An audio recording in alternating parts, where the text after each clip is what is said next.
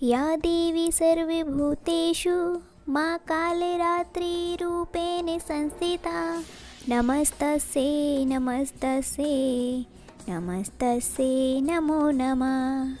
जय माता दी। दोस्तों, आज हम जानेंगे कि नवरात्रि का 7वां दिन बहुत खास क्यों है और इस दिन माँ कालरात्रि की क्यों पूजा की जाती है। चलिए शुरू करते हैं। नवरात्रि के 7वें दिन को महासप्तमी के नाम से भी जाना जाता है। इस दिन माँ कालरात्रि की पूजा करने का विधान है। दोस्तों, इनके शरीर का रंग घने अंधकार की तरह एकदम काला है। नाम से ही जाहिर है कि इनका रूप भयानक है। सिर के बाल बिखरे हुए हैं और गले में विद्युत की तरह चमकने वाली माला है। अंधकारमयी स्थितियों का विनाश करने वाली और काल से भी रक्षा करने वाली ऐसी शक्ति है कालरात्रि।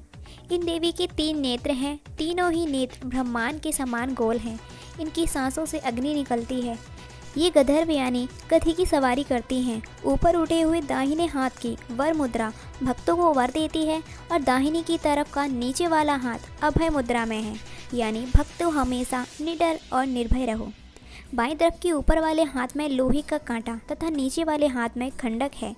इनका रूप भले ही भयंकर हो, लेकिन हमेशा शुभ फल देने वाली माँ है, इसलिए इन्हें शुभंकरी नाम से जाना जाता है। इनसे भक्तों को किसी भी प्रकार से भयभीत और आतंकित होने की आवश्यकता नहीं है, क्योंकि इनके साक्षात्कार से भक्त पुण्य का भागी बनता है।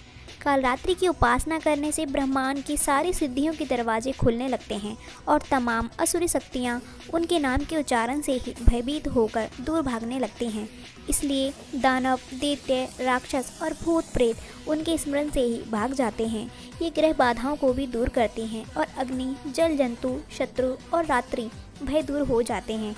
इनकी कृपा से भक्त हर तरह के भय से मुक्त हो जाता है।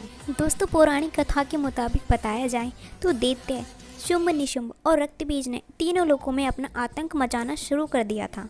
तो देवतागण परेशान हो गए और भगवान शंकर के पास पहुँचे। तब भगवान शंकर ने देवी पार्वती से राक्षसों का वध कर अपने भक्तों की रक्षा करने के लिए कहा। भगवान शंकर का आदेश प्राप्त करने के बाद माँ पार्वती जी ने दुर्गा का रूप धारण किया और शुंभ निशुंभ का वध किया। लेकिन जैसे ही माँ दुर्गा ने रक्तबीज को मारा, उसके शरीर से निकले रक्त की बूंदों से लाखों रक्तबीज उत्पन्न हो गए। तब माँ दुर्गा ने माँ कालरात्रि के रूप में अवतार लिया और माँ कालरात्रि ने रक्तबीज का वध किया और उसके शरीर से निकलने वाले रक्त को अपने मुख में भर लिया। इसलिए माँ को कालरात्रि नाम से जाना जाता है। दोस्तों, माँ कालरात्रि की विशेष पूजा रात्रि में करने का विधान है। तांत्रिक अपनी मंत्र साधना के लिए इस दिन वर्ष भर का इंतजार करते हैं। मान्यता है कि इस दिन मंत्र सिद्ध होते हैं, इसलिए सप्तमी की रात्रि सिद्धियों की रात भी कहलाती है। माँ कालरात्रि की पूजा आरंभ करने से पहले कुमकुम, लाल पुष्प, रोली लगाएं। माला के रूप में माँ को नींबू की माला पहनाएं और उनके आगे तेल का दीपक जलाएं। माँ को लाल फूल अर्पित करें, साथ ही गुड़ का भोग लगाएं। इसके बाद माँ के मंत्रों का जाप या सप्तशती का पाठ करें।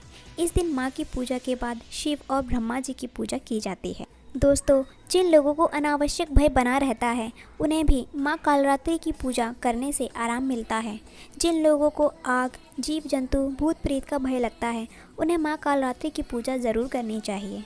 दोस्तों, आशा करती हूँ आपको ये वीडियो अवश्य पसंद आई होगी। अगर पसंद आई है तो अभी कमेंट में जाकर जय माँ काली अवश्य लिखें। और हाँ, साथ ही अगर आप हमारे इस चैनल पर पहली बार आए हैं तो अभी हमारे इस चैनल को सब्सक्राइब कर लें और साथ ही बने बेल आइकन को ऑन जरूर करें, ताकि आने वाली सभी वीडियो आपको समय पर मिलती रहे। धन्यवाद। जय माँ काली।